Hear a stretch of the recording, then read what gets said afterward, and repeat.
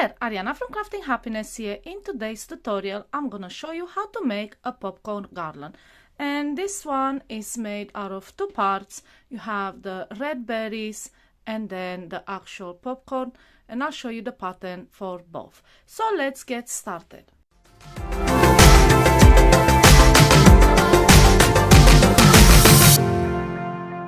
I've gathered my materials. You will need double knit yarn, white and red, with a matching hook, a 4mm crochet hook. You'll also need a sewing needle and some strong floss. I'm not exactly sure what kind of floss this is, but you can use anything from dental floss to fishing line, any strong yarn that doesn't break easily, and then scissors. And just for this tutorial you won't need them. I'm using stitch markers just to mark the stitches and show you exactly where each stitch goes, because white doesn't always translate the best on camera. Now we're gonna start with the popcorn.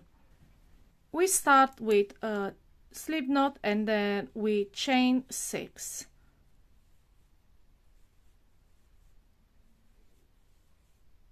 And then into the second chain from the hook make a slip stitch, and then into the same chain we will make a bubble stitch made out of 4 incomplete double crochet. So to do that, yarn over and insert your hook into that chain, yarn over, pull up a loop, and we only pull through the first 2 loops on your hook. And that's an incomplete double crochet. Now we need 4 of them, all into the same chain space. 3, 4. And now what we're gonna do is yarn over, pull through all, and into the same chain space make a slip stitch. And now once we're done with this chain, I'm gonna mark it because we will be crocheting inside of it again, but from the other side. So just mark it like that, and we continue with the next chain. All right, now into the next chain, again an incomplete 4 incomplete double crochet stitches, and we turn them into a bubble stitch. So let's make those. That's 1, 2, 3, 4. Yarn over, pull through all, and into the same chain space make a slip stitch. And again we will mark this chain just for you to know where we're gonna make the stitches on the other side. So the same chain, just mark it. All right, now we continue with the next bubble stitch, which is into the next chain. We will need to make 5 in totals because we have 5 chains, so 3 more. And I'm not gonna mark it. You can see the chain right there, the chain space. What we're gonna do is we worked on one side of the chain, we made 5 bubble stitches, turn your work around, and now we will crochet on the other side of the chain in those mark spaces like I said. And here you can actually see the chain is right here,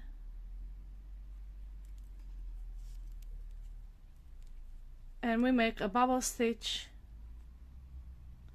in that space just like the other ones.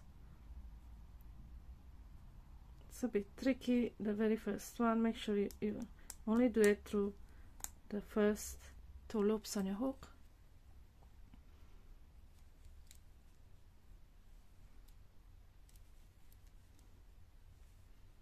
That's 1 bubble stitch, and then slip stitch into the same chain space. Now we move into the next chain. You already marked it, you can see it is right there. If you're not sure, just find the next bubble and its opposite the bubble. So that's how we're gonna make this. So take your marker out.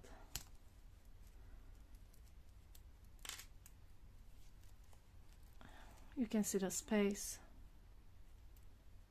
right here. And let's make another bubble stitch.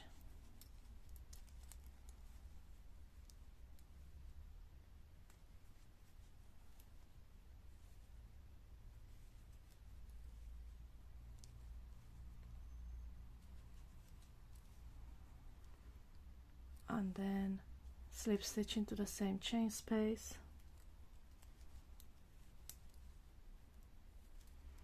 Now your chain will curl because the bubbles are quite big.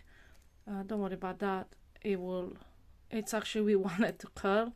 Right, into the next chain space on the other side we are going to make another bubble stitch, and so on. So we're going to have 5 bubble stitches on one side and 5 on the opposite side of the chain, and we are done with it. This is what we have. That's the wrong side, this is the right side. You can see here bubble stitches on opposite sides of the chain. We have 5 on one side, 5 on the other side. Now let's cut the yarn. You don't need a long tail, and pull the yarn, and as you pull it, it will be on the wrong side of your work. And now I'll show you how to turn it into a popcorn. So as you can see, in between the bubbles you have these spaces. We are going to thread this tail through. So insert your hook in between and pull it through, and I'll go from behind between the next two and pull it on the other side. And now we go on a third one, find a space there and pull it through, and we do that on each space 5 times. 5 bubbles 5 times. So at the end it will come up on the same side with the tail, the other tail. And what we're gonna do is just pull this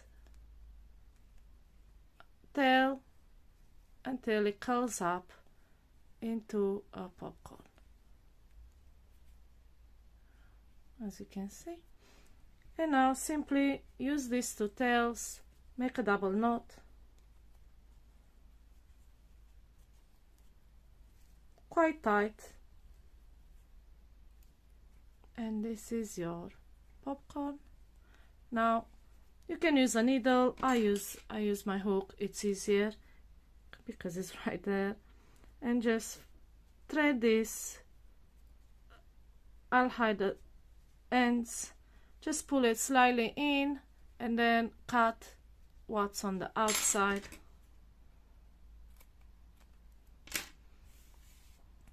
And here it is. These are our popcorns.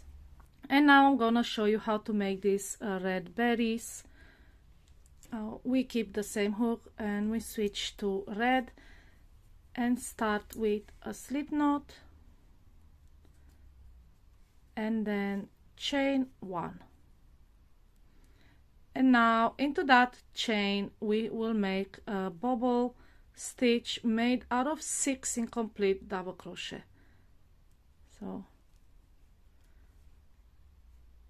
it's a bit tricky, but only pull through the first 2 loops on your hook.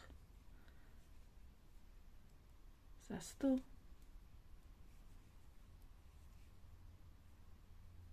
3.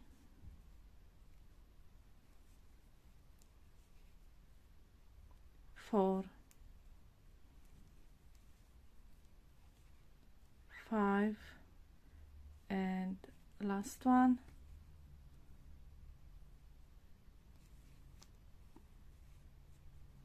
6, and now yarn over pull through all 7 loops on your hook, and into that same chain make a slip stitch. And now all you have to do is cut the yarn. You don't need a long tail, and then pull through, and we use these 2 tails to make a knot, not very tight, don't make it too tight, make a double knot, and then just use your hook to pull the yarn inside, at least some of it, just to hide the tails. So pull it in like so.